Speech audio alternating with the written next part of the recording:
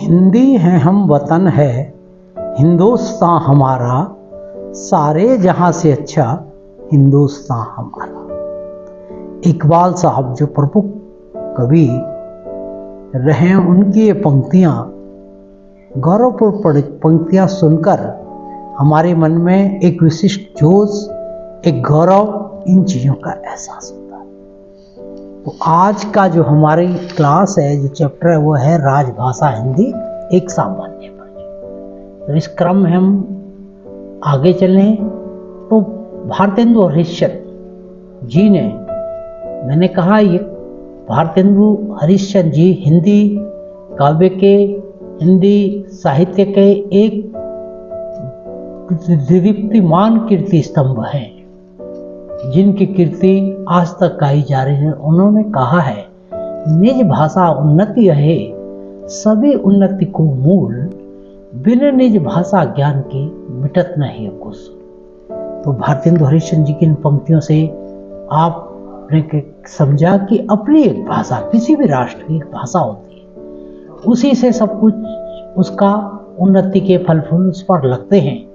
और यदि आपकी कोई भाषा नहीं, कोई ध्वज नहीं, कोई राष्ट्रीय गान नहीं, तो फिर आप जो है एक विशाल राष्ट्र की तरफ नहीं बढ़ पाएंगे। तो सबसे पहले हम सब में राजभाषा के विषय में जानने से पहले, सबसे पहले आप भाषा की परिभाषा क्या है। मैंने बताया ना, किसी भी देश की पहचान उस देश का राष्ट्रीय झंडा, राष्ट्रीय गान, उस देश का संविधान और उस देश की एक राज्य भाषा होती है। जब हम 15 अगस्त 1947 को आजाद हुए, तो सबसे पहले हमारा राष्ट्रीय झंडा, राष्ट्रीय गान तैयार किया, चुना गया। मतलब राष्ट्रगान तो पहले ही था, लेकिन चुना गया। लेकिन हमारे देश में राष्ट्रीय ध्वज तो सब एक है, राष्ट्रगान भी एक है। ये गौरव की अनुभूति, जब आप ओलंपिक में हमारे खिलाड़ी मेडल लाते हैं, एशियाई खेलों में मेडल लाते हैं, तो जब हमारे राष्ट्रीय ध्वज के साथ राष्ट्रीय गान बजता है, तो उसका गौरव देश के हर नागरिक को होना स्वाभाविक है। तो अब भाषा की परिभाषा में हम चलें, तो भाषा वह साधन है जिसके द्वारा मनुष्य बोलकर, सुनकर, लिखकर व पढ़कर अपने मन के भावों और विचारों का आदान प्रदान करता है। कैसे? हम अपने अधिकारी कार्यालय में जाते हैं, तो हम कुछ चीज़ें, सूचनाएं मुंह से भी बोलकर बताते हैं, कुछ लिखित में पत्र देते हैं और उनको हम रिसीव भी कराते हैं, है ना? ऐसा ही तो लिखित है। सांकेतिक भाषा क्या है कि यदि आप किसी चीज को किसी संकेत के माध्यम से, हम आगे बताएंगे, दूसरे शब्दों में वो भाव, जो हमारे मन में उठे हुए भाव को हम लिखित और कथित, मतलब मौखिक रूप से दूसरों को समझा सके और दूसरों के भाव को समझ भी सके, उसे भाषा कहते हैं। सार्थक शब्दों के समूह या संकेत को भाषा कहते हैं। तो अब आप इसके प्रकार देखिए। मैंने कहा था ना, भाषा वह साधन है जिसके द्वारा हम अपने विचारों को व्यक्त करते हैं, चाहे वो मौखिक हो, लिखित हो, सांकेतिक हो। A language is a structure system of communication. Language are the primary means of communication of humans and can be conveyed through speech, sign and writing. तो भाषा के प्रकार क्या होते हैं? मौखिक प्रकार। मौखिक भाषा का पहला प्रकार है। मौखिक प्रकार का सबसे सुंदर उदाहरण जो हम ज्ञान देते हैं, हमारे पूर्वजों ने हमें ज्ञान दिया। वेदों में भी कई चीजें पहले बोली गई, फिर सुनी गई। ठीक है, हमारे अधिकारी जो आदेश देते हैं, वो हर बार लिखित में थोड़े देते हैं। लिखित भाषा जिसकी आप एक लिपिबद्ध कर सकें, उसको लिखकर अपनी, जैसे हिंदी, हमारे देश में देवनागरी लिपि जो है हमारी राजभाषा है, देवनागरी हिंदी, तो वो लिखित में भी। और तीसरा है सांकेतिक भाषा। सांकेतिक भाषा क्या है? हम रेलवे के आदमी हैं, तो पहले हम सबसे पहले, यदि ग्रीन सिग्नल है तो ट्रेन बड़े आराम से निकल जाएगी अपनी स्पीड से। यदि सिग्नल पीला है तो रिस्ट्रिक्शन स्पीड होगी, और सिग्नल लाल है तो कोई बोलता थोड़ी ना, हो संकेत से ही लोको पायलट समझ जाता है कि मुझे गाड़ी रोकनी है। तो ये सांकेतिक भाषा का बड़ा ही सुंदर उदाहरण है।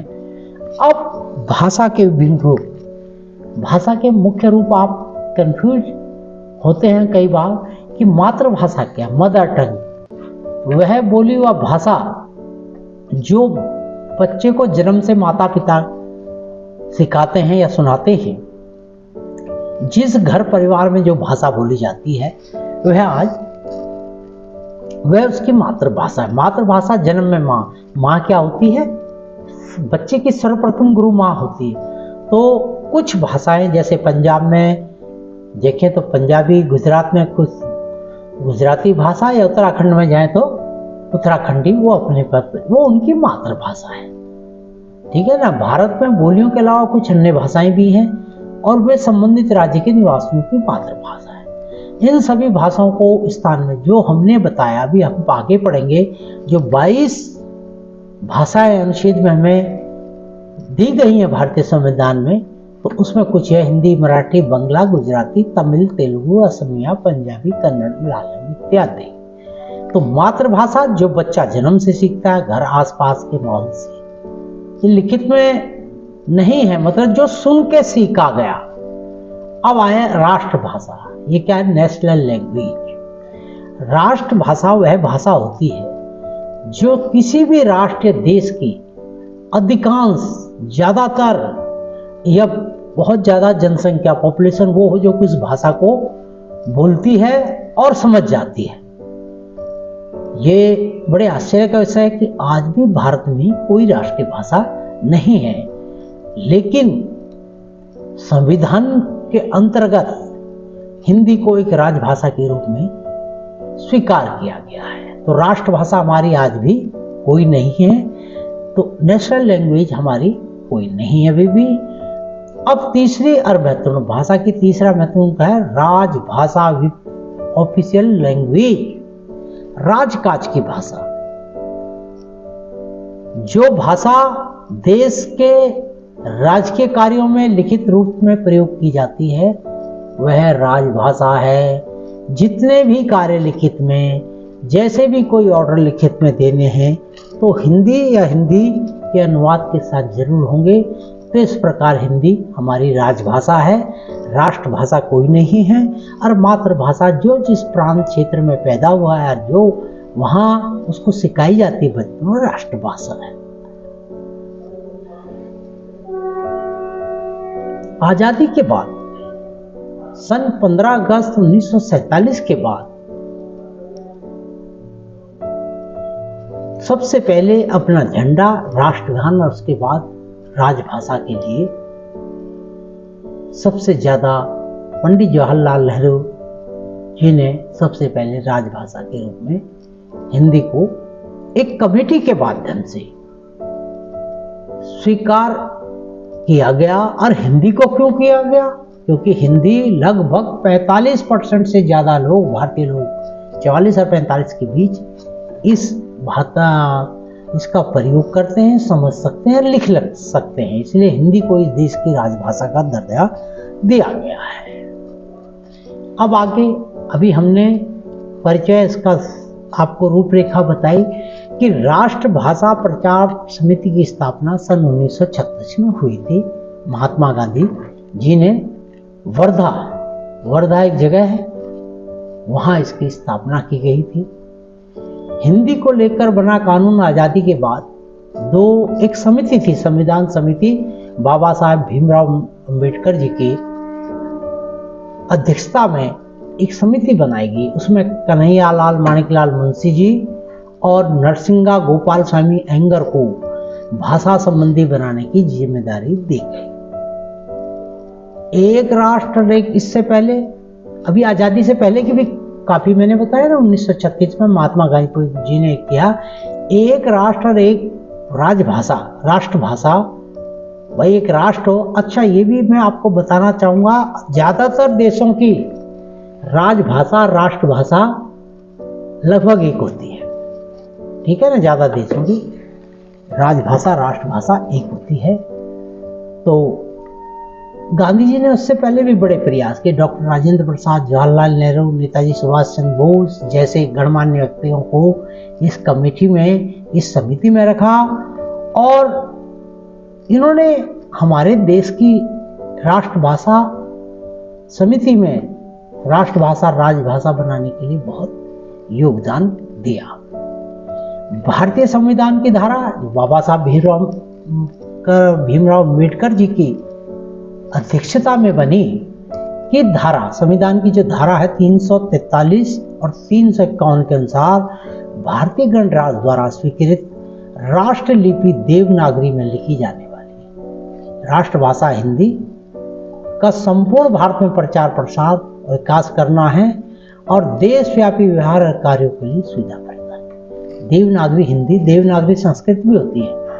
संस्कृत और तमिल जो है, देवनागरी जो संस्कृत है, तमिल भाषा विश्व की प्राचीनतम भाषाओं में से एक है।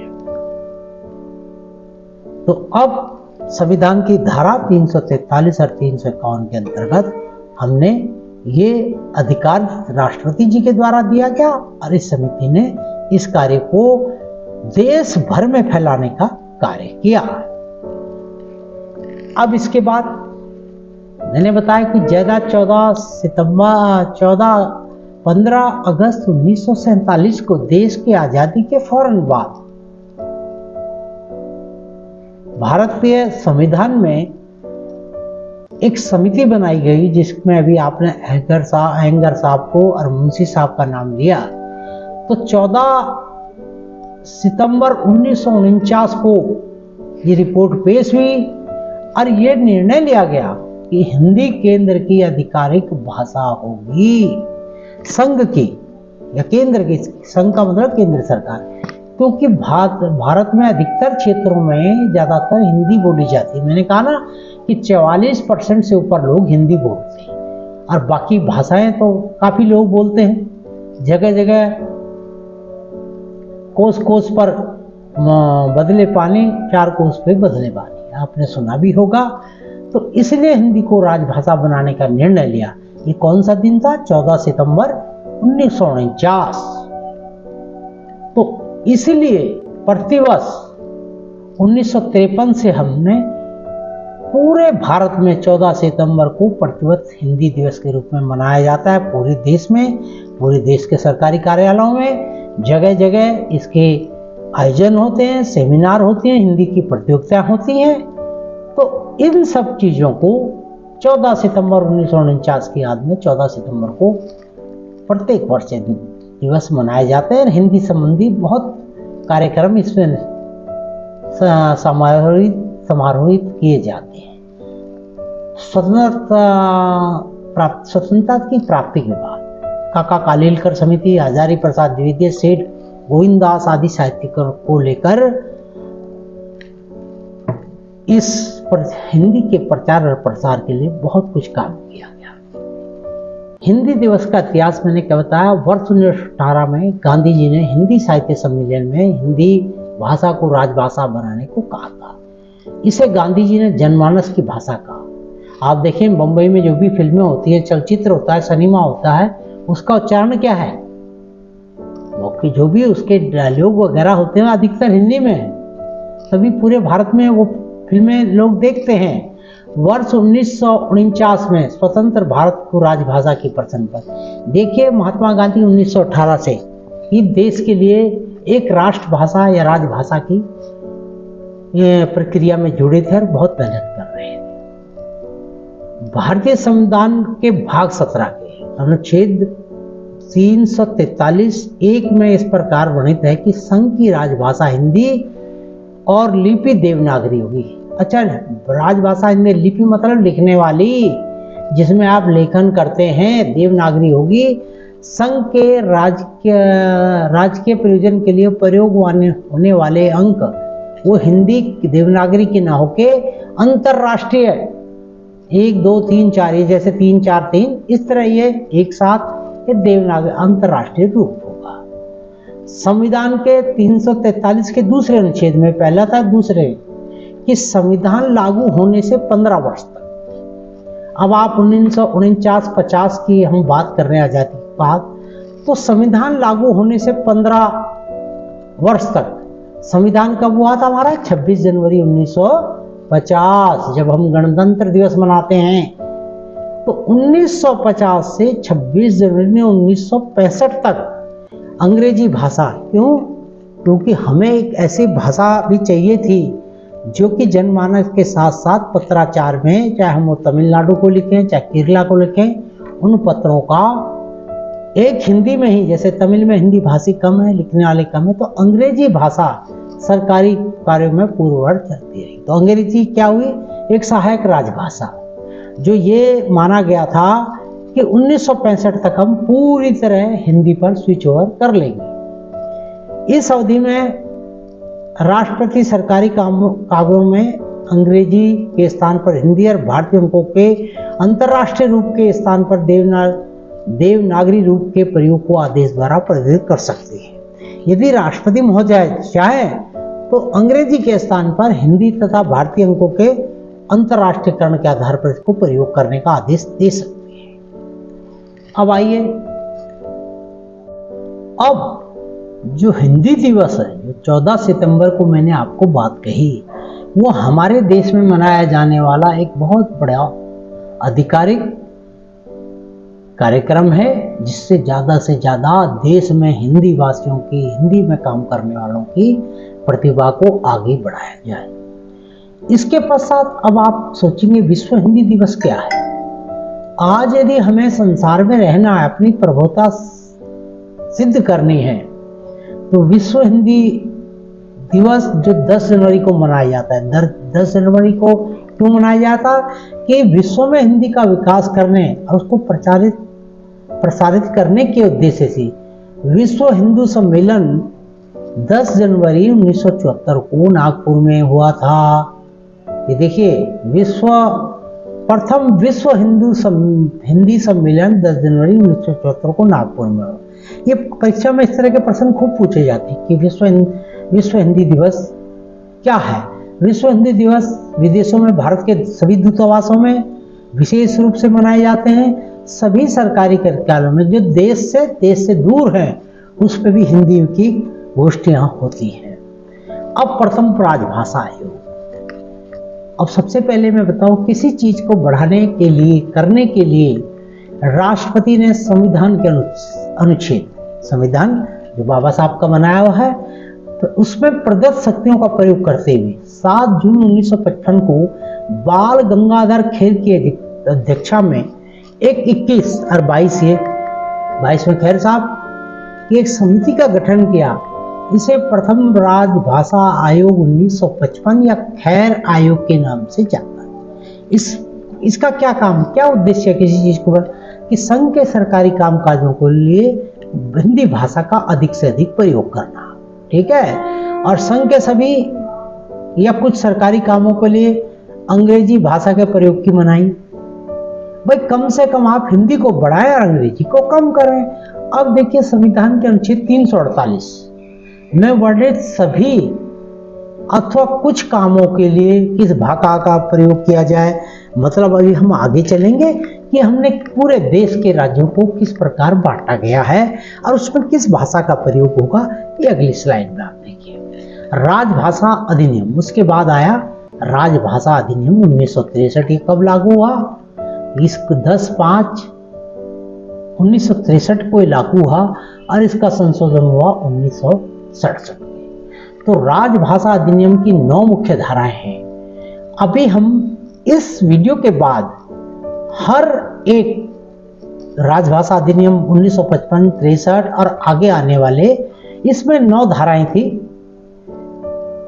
जो 10 मई 1963 को था, इसमें 10 धाराएं थी कि राजकीय प्रयोजन के लिए अंग्रेजी भाषा का बना रहना, क्योंकि आपने 65 तक ही तो कहा था कि 65 तक अंग्रेजी चलेगी, सहायक भाषा, लेकिन वो अभी भी चल रही है। आगे इस समिति ने इनको बढ़ावा दिया कि अगले कुछ सालों के लिए अंग्रेजी को सहायक राजभाषा के रूप में दर्जा दिया है। केंद्रीय अधिनियमों आदि का प्राकृतिक हिंदी में अनुवाद। इसका क्या अर्थ है? यदि आप केंद्र अधिनियमों, किसी को आप अंग्रेजी में कोई पत्र भेजते हैं तो आपको उसको हिंदी में कॉपी देना अनिवार्य है। और एक इसमें सबसे बड़ी बात, जम्मू कश्मीर पर ये नियम लागू नहीं होंगे। अब भारतीय संविधान की 8वीं अनुसूची में शामिल भाषाएं, 22 इन भाषाओं को भारतीय संविधान की 8वीं सूची में मान्यता प्राप्त है। जो आप असमिया से लेके और हिंदी तक चले तो ये वो भाषा हैं जो 8वीं अनुसूची में शामिल हैं। दूसरा, अब आया राजभाषा अधिनियम 1976। अब हम क्रम से चल रहे हैं, 1963, 65 और अब 1976। ये कब लागू हुआ? इन डेटों को आप बड़े गहराई से देखें, क्योंकि परीक्षा में अधिकतर यही पूछे जाते हैं कि राजभाषा अधिनियम 1976 कब लागू हुआ। तो देखिए 17 जुलाई 1976 को लागू हुआ। केंद्र सरकार ने राजभाषा 28 जून 1976 को बनाया और लागू तब हुआ। यहाँ बनाया था, यहाँ लागू है। राजभाषा नियम कुल 12 हैं जो तमिलनाडु राज्य को छोड़कर संपूर्ण भारत पर लागू है। तमिलनाडु में हिंदी भाषी बहुत कम और तमिल बोलने वाले काफी हैं। तो राजभाषा 1976 के अनुसार अब केंद्र राजभाषा समिति ने सबसे पहले पहचान की कि हम पूरे भारत के राज्यों को भाषाई आधार पर 3 क्षेत्र क, ख और ग क्षेत्र के आधार पर उनको वर्गीकरण करेंगे। गृह मंत्रालय राजभाषा विभाग का पत्र 2011 का 23 मई को इस पत्र के अनुसार संघ राज्य दमन, दीव तथा दादर नगर हवेली संघ राज्य को ग क्षेत्र से ख क्षेत्र में जोड़ा गया। 2011 में अमेंडमेंट हुआ, कुछ राज्यों को दूसरे क्षेत्र में डाला गया। तो 2011 के बाद क्षेत्रों का थोड़ा सा परिवर्तन हुआ है, आगे चल के देखते हैं। इस प्रकार 1976 में राजभाषा समिति ने संपूर्ण भारतवर्ष को भाषाई क्षेत्रों के आधार पर क क्षेत्र, ख क्षेत्र और ग क्षेत्र में बांटा, जिसका एक सुंदर सा मैं आपको प्रेजेंटेशन इस स्लाइड के मार्ग। क क्षेत्र कौन से हैं? क क्षेत्र यहाँ देखिए हल्के से येलो और लिखा हुआ है। क क्षेत्र बिहार, उत्तर प्रदेश, राजस्थान, हिमाचल, मध्य प्रदेश, हरियाणा, जहाँ हिंदी की उत्तरांचल, छत्तीसगढ़, जहाँ हिंदी का बोलबाला थोड़ा सा ज्यादा है। अब ख क्षेत्र कौन से हैं? ख क्षेत्र ये देखिए, ख क्षेत्र है गुजरात, महाराष्ट्र, चंडीगढ़, दमन, दीव एवं नागर हवेली। और ग क्षेत्र में जो संपूर्ण भारत के इस राज्यों से जो बचे हुए हैं वो ग क्षेत्र में, ये हरे रंग का दिख रहा है ना आपको, हरे रंग का ग क्षेत्र है। और इसमें ये एक अजीब सा रंग आपको, ये ऑरेंज टाइप का जो कलर है, इसमें साफ लिखा है कि राजभाषा नियम 1976 लागू नहीं है इन क्षेत्रों में। तो हम आपको बताएंगे अभी तमिलनाडु इत्यादि में ये नियम लागू नहीं है। अब ये तो आपने जान लिया कि हमारे राज्यों को, हम संपूर्ण देश को राजभाषा के आधार पर 3 भागों में बांट लिया गया। अब इसका क्या मतलब हुआ? कोई भी चीज यदि आपने क्षेत्र बनाए हैं तो उसका अर्थ क्या है? तो केंद्र सरकार के कार्यालयों के बीच, केंद्र सरकार यदि कोई पत्र व्यवहार करता है तो केंद्र सरकार के कार्यालयों के बाद पहले हिंदी और उसका रूपांतरण अंग्रेजी में हो सकता है। क क्षेत्र में स्थित केंद्र सरकार के कार्यालयों के बीच पत्र व्यवहार सामान्यतः हिंदी में होना चाहिए। जो क क्षेत्र में हम दिखा रहे थे ना, इतने राज्य हैं, अभी आपने देखा जो इतने राज्य थे, क क्षेत्र के बीच वो कह रहा है कि सभी का इन राज्यों का आपस में पत्र व्यवहार हिंदी में होना चाहिए। अब क क्षेत्र में स्थित केंद्र सरकार के कार्यालयों के बीच सामान्यतः जो राज्य आपको दिखाए थे वो आपस में हिंदी में ही बातचीत करें, लिखित में जो भी हिंदी में करें। अब क क्षेत्र में स्थित केंद्र सरकार के कार्यालयों से ख और ग क्षेत्र में स्थित केंद्र सरकार के कार्यालयों के बीच पत्र व्यवहार हिंदी और अंग्रेजी में हो सकता है। क क्षेत्र वाले के लिए हिंदी में और उसका अनुवाद इंग्लिश, वो दोनों देना जरूरी है, हिंदी को प्राथमिकता दी जाएगी। और ख और ग के क्षेत्र में स्थित केंद्र सरकार के कार्यालयों के बीच पत्र व्यवहार हिंदी या अंग्रेजी में हो सकता है, परंतु ग क्षेत्र में स्थित कार्यालयों को छोड़कर अन्य कार्यालयों को भेजे जाने वाले हिंदी पत्रों के साथ अंग्रेजी का अनुवाद भी भेजना हो। कि ग क्षेत्र को आप कोई चिट्ठी लिखेंगे तो उसमें यदि आप हिंदी का प्रयोग कर रहे हैं तो उसका अंग्रेजी ट्रांसलेशन भेजना जरूरी है।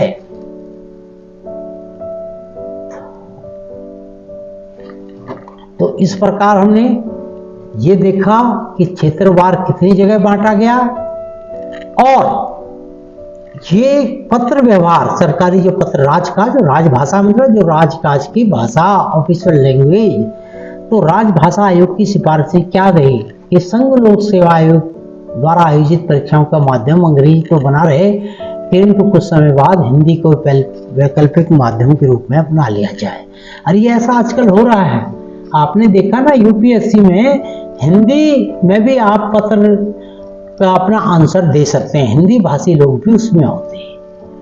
ठीक है, संसदीय विधान अंग्रेजी में संसद की कोई भी कार्रवाई अंग्रेजी में चल जाएगी, किंतु उसका आपको हिंदी रूपांतरण अवश्य करना होगा। उच्चतम न्यायालय की भाषा अंततः हिंदी होगी, जो उच्चतम न्यायालय सुप्रीम कोर्ट की भाषा हिंदी होगी।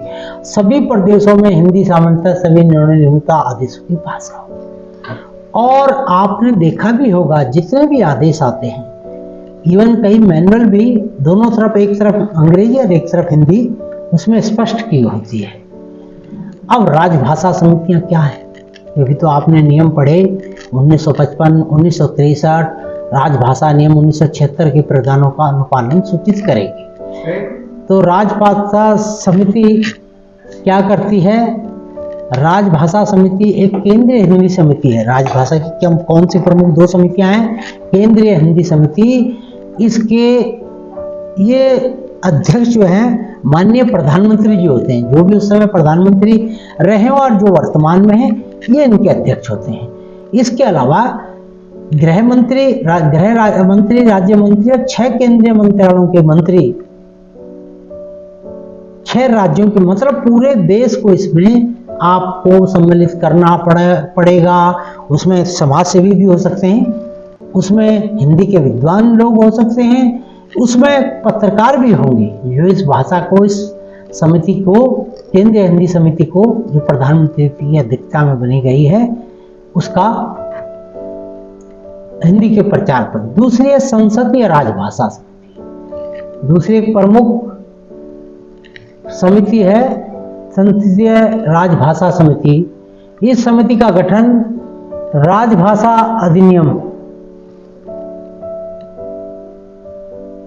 इस समिति का वो केंद्रीय समिति थी जो प्रधानमंत्री जी की अध्यक्षता में बनी। अब है संसदीय राजभाषा समिति। ये समिति का गठन किस प्रकार है, इसका आप एक स्वरूप समझ। गृह मंत्री इसके अध्यक्ष होते हैं, यहाँ गृह मंत्री, होम मिनिस्टर साहब इसके अध्यक्ष होंगे। और इसमें 30 सदस्य होते हैं, जिसमें 20 लोकसभा और 10 राज्यसभा से, जो माननीय सांसद होते हैं 20 लोकसभा और 10 राज्यसभा से होते हैं। ये आपको याद रखना पड़ेगा। ये समिति सिफारिशों की सहित अपनी रिपोर्ट राष्ट्रपति को देती है, क्या होना चाहिए और क्या करना चाहिए। ये समितियां इसको विचार करती हैं, बनाती हैं, उसको फिर राष्ट्रपति महोदय को दे देती हैं, जिसे राष्ट्रपति के द्वारा संसद के दोनों सदनों में रखा जाता है और फिर वो एक कानून के तौर पर उसको महामहिम निर्देश जारी करते हैं। तो संघ के राज के प्रयोजन के लिए हिंदी में प्रयोग, हिंदी को आप बढ़ावा क्या दे रहे हैं देश की आजादी के बाद, ये सब इन समितियों का गठन है। इसके अलावा काफी उप समितियां होती हैं जिसको हम विस्तार से अलग अलग पढ़ेंगे। अब इस सार को, हिंदी राजभाषा के ओवरव्यू को, एक नजर को, अंत में मैं आपको हिंदी के प्रोत्साहन के लिए क्या पुरस्कार योजना। किसी चीज को हम बढ़ाएंगे तो इंसेंटिव देते हैं ना, जो वर्कर ज्यादा बढ़िया काम करता है उसको हम अलग से बोनस देते हैं, उसको अलग से थोड़ा सा एक इंसेंटिव देते हैं। तो प्रोत्साहन पुरस्कार, राजीव गांधी ज्ञान विज्ञान पुरस्कार, ये 16 प्रमुख पुरस्कार हैं जिसमें रेल मंत्री राजभाषा शील्ड ट्रॉफी, रेल मंत्री हिंदी निबंध प्रतियोगिता, महाप्रबंधक रेल मंत्री, आपको पता ही है सब जर्नल रेडियो में 14 सितंबर को ये प्रोग्राम होते हैं। अन्य सभी केंद्र सरकार के ऑफिसों में ये सब प्रोग्राम होते हैं। व्यक्तिगत नगद पुरस्कार, इंदिरा गांधी राजभाषा पुरस्कार। इस प्रकार इन 16 पुरस्कारों के लिए एक राजभाषा शील्ड ट्रॉफी योजना भी होती है। तो मुझे उम्मीद है कि राजभाषा, हमारे गौरवमयी राजभाषा हिंदी और सहायक राजभाषा अंग्रेजी के प्रचार और प्रसार, मतलब मुख्यतः हिंदी के प्रचार और प्रसार के लिए बनी जो समितियां हैं 1955, 1963, 1976, इन्होंने क्या क्या किया, वर्तमान में क्या प्रमुख समितियां चल रही हैं, क्या पुरस्कार योजना, प्रोत्साहन योजना इसमें दी जाती है, इसके बारे में हम आपको बताने का प्रयास किया। और आगे आने वाली वीडियो में मैं अलग अलग इन सब के, जैसे राजभाषा 1963, राजभाषा 1976 और प्रोत्साहन योजना, पुरस्कार योजनाओं की एक अलग से वीडियो डालूंगा। आशा है आपके ज्ञान के लिए और प्रतियोगी परीक्षाओं के लिए काफी सहायक सिद्ध होगा। धन्यवाद।